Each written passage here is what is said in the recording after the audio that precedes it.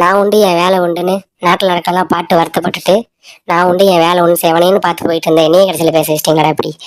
இல்லை, ஆகுனா நாட்டில் யார் எது பண்ணாலும் தாவை காட்சி சரியில்லை, தாவை காது சரியில்லை, தாவை இது சரியில்லைன்னு குத்தம் சொல்றதுக்கு நிறைய பேர் இருக்காங்க.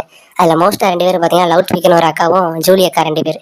அந்த அக்கா என்னன்னா மரணம் உனக்கு கேட்குதா, உங்கள் காதில் கேட்குதா அப்படிலாம் கேட்குறீங்களே. இந்த பாருங்க, இந்த 2 நியூஸை பாருங்க.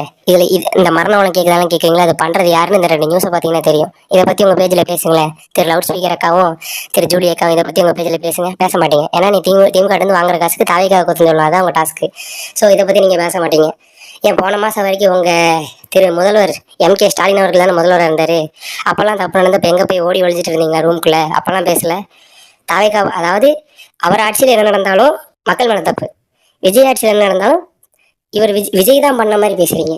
இதெல்லாம் என்னது? கொஞ்சமாவது நியாயமா இருக்கா இல்லையா? அதாவது வாய்க்கு வந்தவரையெல்லாம் பேசக்கூடாது, எதாவது நியாயமா பேசணுமா இல்லையா அப்படின்னு இருக்குல்ல. அந்த மாதிரி எதாவது நியாயமா பேசுங்க.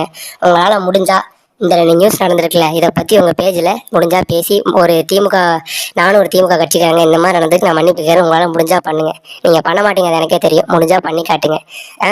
முதல்ல உங்கள் கட்சிக்காரங்களை அடக்கி வைங்க. மக்களை மக்கள் தப்பு பண்ணாமல் நாங்கள் பார்த்துக்குறோம். உங்கள் கட்சிக்காரங்க தப்பு பண்ணாமல் நீங்கள் பார்த்துக்குங்க. நான் போயிட்டு வரேன். உங்கள்